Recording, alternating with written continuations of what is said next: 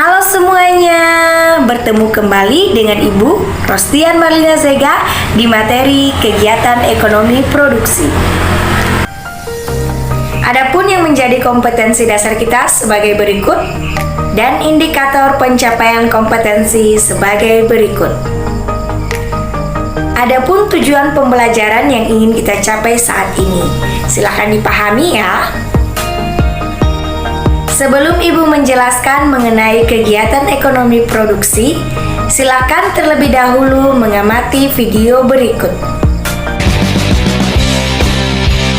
Setiap pabrikan sepeda motor pasti ingin menciptakan produk yang bisa laris di pasaran. Bahkan jika bisa, sekaligus menciptakan tren baru. Namun, tak selamanya produk baru bisa diterima dengan baik oleh konsumen. Bisa karena modelnya kurang sesuai dengan permintaan pasar atau fitur dan performanya yang kalah dari kompetitor. Produsen motor sekelas Yamaha juga sempat memiliki beberapa produk yang kurang laris atau bisa dikatakan gagal produk di pasaran.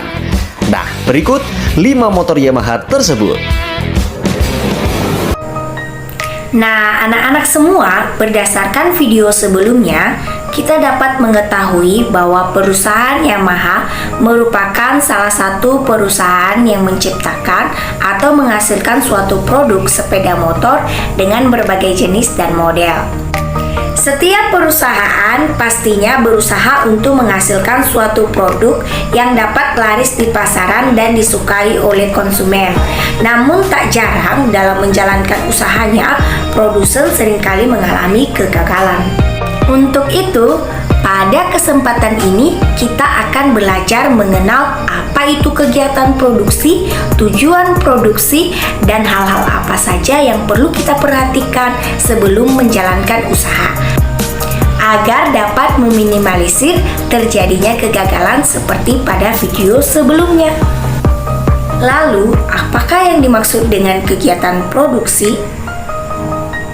Nah, kegiatan ekonomi produksi adalah suatu usaha manusia untuk menghasilkan atau mengubah suatu barang ataupun jasa menjadi bernilai ekonomi tinggi.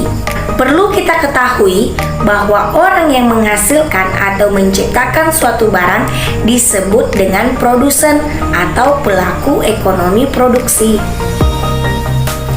Saat ini, mari memperhatikan ilustrasi kegiatan ekonomi produksi. Input melalui proses produksi akan menghasilkan output atau barang dan jasa. Contohnya, gandum setelah mengalami proses produksi atau pemasakan akan berubah menjadi roti.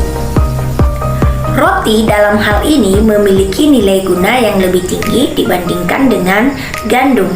Apabila tadinya gandum harganya per kilogram cuma 25.000, namun setelah diolah menjadi roti harganya menjadi 60.000 atau mengalami penambahan nilai guna.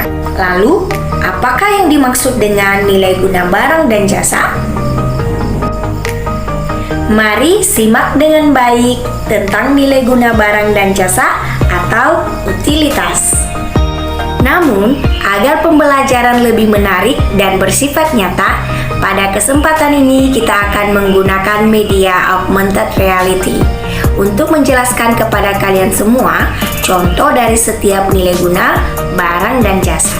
Untuk itu, mari perhatikan cara penggunaan media augmented reality dan ikuti langkah-langkahnya seperti yang tertera pada slide.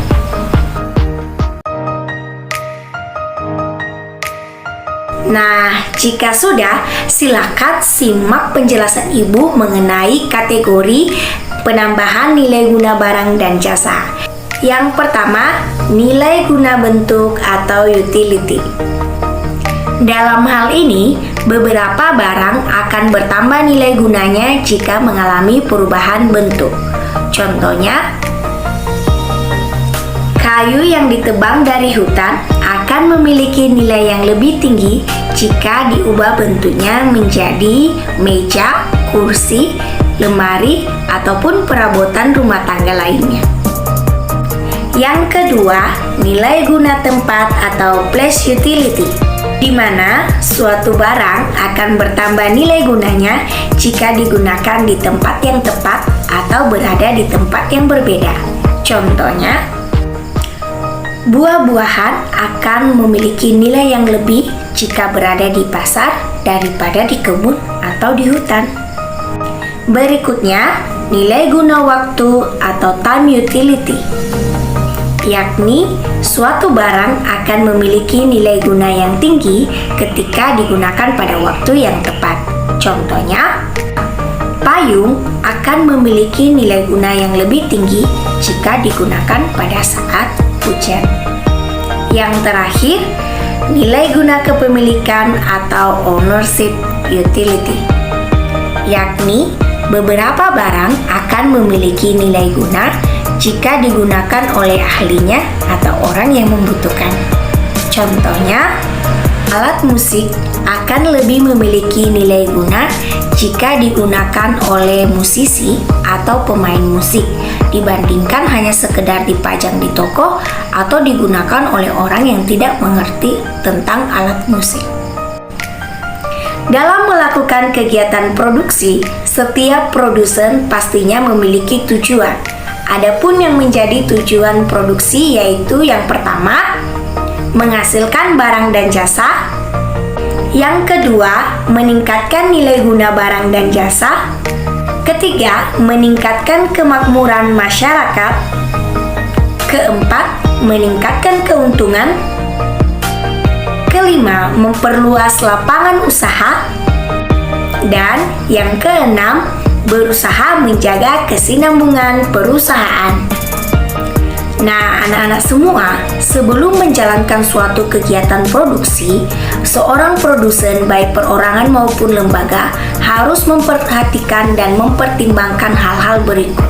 Yang pertama yaitu what atau apa yang akan diproduksi. Sebelum menjalankan suatu usaha, seorang produsen harus memikirkan barang apa saja yang akan diproduksi atau barang dan jasa apa saja yang dibutuhkan oleh masyarakat saat ini. Yang kedua adalah how atau bagaimana. Hal ini juga merupakan unsur penting yang harus diperhatikan, yakni produsen memikirkan bagaimana memilih faktor-faktor produksi, mulai dari modalnya, tenaga kerja, dan bahan baku. Karena tanpa faktor produksi, kegiatan produksi barang dan jasa tidak dapat berjalan dengan baik. Ketiga, for whom atau untuk siapa barang itu diproduksi. Produsen harus menentukan untuk siapa barang dan jasa ini diproduksi, atau harus mengetahui yang menjadi target pasarnya. Apakah itu masyarakat, anak sekolah, pekerja kantoran, atau yang lainnya. Sehingga nantinya produsen tidak mengalami kesulitan untuk memasarkan barang dan jasa kepada konsumen. Demikian pembelajaran kita hari ini, semoga mudah dipahami dan dapat bermanfaat bagi kita semua. Terima kasih sudah menyimak dengan baik, tetap semangat dalam belajar, dan sampai jumpa di pembelajaran berikutnya. Dan anak hebat!